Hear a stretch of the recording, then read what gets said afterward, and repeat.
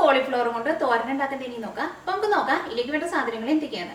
അതിന് വേണ്ടിയിട്ട് ഞാനിവിടെ ഒരു കോളിഫ്ലവർ മുഴുവനായിട്ട് എടുത്തിട്ടുണ്ട്. ഞാനിവിടെ ഒരു ചെറിയ ടൈപ്പ് കോളിഫ്ലവറാണ് എടുത്തേക്കുന്നത്. അത് ഞാനിവിടെ ഇതേപോലെ നല്ല പൊടിയായിട്ട് കട്ട് ചെയ്തെടുത്തിട്ടുണ്ട്. പിന്നെ വേണ്ടത് തേങ്ങയാണ്. തേങ്ങ ഞാനിവിടെ 2 പിടി തേങ്ങ എടുത്തിട്ടുണ്ട്. പിന്നെ സവോള വേണം. ഞാനിവിടെ ഒരു ചെറിയൊരു സവോള നല്ല ചെറുതായിട്ട് കട്ട് ചെയ്തെടുത്തിട്ടുണ്ട്. പിന്നെ ഉണക്കമുളക് വേണം. പിന്നെ വേണ്ടത് പച്ചമുളകാണ്. പച്ചമുളകും നല്ല ചെറുതായിട്ട് കട്ട് ചെയ്തെടുത്തിട്ടുണ്ട്. പച്ചമുളക് നിങ്ങളുടെ എരിവിനനുസരിച്ചിട്ട് ചേർക്കുക. പിന്നെ വേണ്ടത് മഞ്ഞൾപ്പൊടിയാണ്. മഞ്ഞൾപ്പൊടി ഞാനിവിടെ 1/4 ടീസ്പൂൺ എടുത്തിട്ടുണ്ട്. പിന്നെ കുരുമുളകിൻ്റെ പൊടിയും വേണം. അതും ഞാനിവിടെ 1/4 ടീസ്പൂൺ എടുത്തിട്ടുണ്ട്. പിന്നെ കടുകും വേണം, കറിവേപ്പിലയും വേണം.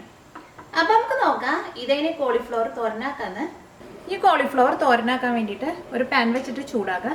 ഇതിലേക്ക് ആവശ്യത്തിന് ഓയിൽ ഒഴിക്കുക. ഇത് വെളിച്ചെണ്ണ വേണമെങ്കിൽ വെളിച്ചെണ്ണയിൽ ഉണ്ടാക്കുക.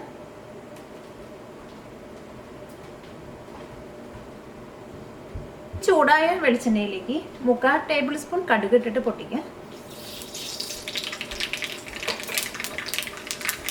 ഈ കടുക് എല്ലാവരും നന്നായിട്ടൊന്ന് പൊട്ടണം.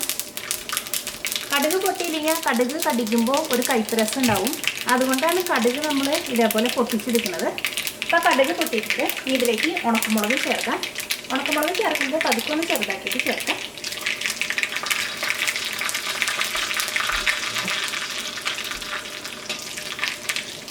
അപ്പോൾ ഉണക്കമുളക് പതുക്കൊന്ന് പൊരിഞ്ഞു തുടങ്ങിയിട്ടുണ്ട്. ഇതിലേക്ക് സവോള ചേർക്കാം, പച്ചമുളക് ചേർക്കാം, കറിവേപ്പിലയും ചേർക്കാം. ഇത് തോരനായതുകൊണ്ട് ഇതിലേക്ക് മുളകിൻ്റെ പൊടി ചേർക്കുന്നില്ല. നിങ്ങളുടെ എരിവിനനുസരിച്ചിട്ട് പച്ചമുളക് ചേർക്കാം. സവോള സോഫ്റ്റ് ആയിട്ട് വന്നിട്ടുണ്ട്. ഇനി ഇതിലേക്ക് മഞ്ഞൾപ്പൊടി ചേർക്കാം.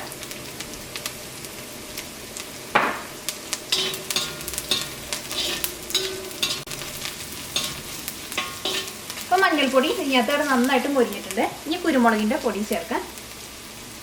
സാധാരണ തോരനിലേക്ക് കുരുമുളകിൻ്റെ പൊടി ചേർക്കാറില്ല. പക്ഷേ ഇത് കോളിഫ്ലവർ ആയതുകൊണ്ടാണ് ഇതിലേക്ക് ഞാൻ കുരുമുളകിൻ്റെ പൊടി ചേർത്തത്. ആ കോളിഫ്ലവറിൻ്റെ കൂടെ ഈ കുരുമുളകിൻ്റെ പൊടി നല്ല ടേസ്റ്റ് ആയിരിക്കും. ഇനി ഇതിലേക്ക് കോളിഫ്ലവർ ചേർക്കാം, തേങ്ങ ചേർക്കാം, ആവശ്യത്തിന് ഉപ്പ് ചേർക്കാം. ഇതെല്ലാം കൂടിയിട്ട് നന്നായിട്ടൊന്ന് മിക്സ് ചെയ്യാം. കോളിഫ്ലവർ നിങ്ങൾ കട്ട് ചെയ്യാൻ വേണ്ടിയിട്ട് എടുക്കുമ്പോൾ കോളിഫ്ലവർ അത്രയ്ക്ക് ഫ്രഷ് അല്ല. ഇങ്ങനെ പുഴുക്കേടുള്ള കോളിഫ്ലവറൊക്കെ ആണെങ്കിൽ ഉപ്പും വെള്ളത്തിൽ ഇട്ടിട്ട് നന്നായിട്ട് കഴുകിയിട്ട് വേണം എടുക്കാൻ വേണ്ടിയിട്ട്.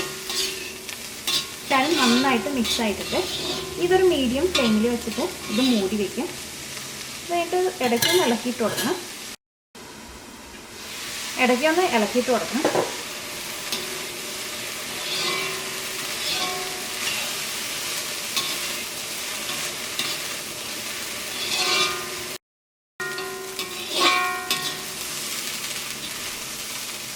ഇപ്പോൾ കോളിഫ്ലവർ വെന്തിട്ടുണ്ട്. കോളിഫ്ലവറൊക്കെ പെട്ടെന്ന് നമുക്ക് വെന്ത് കിട്ടും.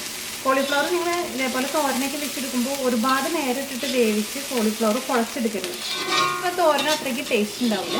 പിന്നെ കോളിഫ്ലവർ വേവിക്കാൻ വേണ്ടിയിട്ട് ഇതിലേക്ക് നിങ്ങൾ വെള്ളവും ചേർക്കരുത്. ഒരു മീഡിയം ഫ്ലെയിമിൽ ഇട്ടിട്ട് മൂടി വെച്ചിട്ട് വേവിച്ചെടുക്കുക. അപ്പോഴായിരിക്കും ആ തോരന് നല്ല ടേസ്റ്റ് ഉണ്ടാവുക.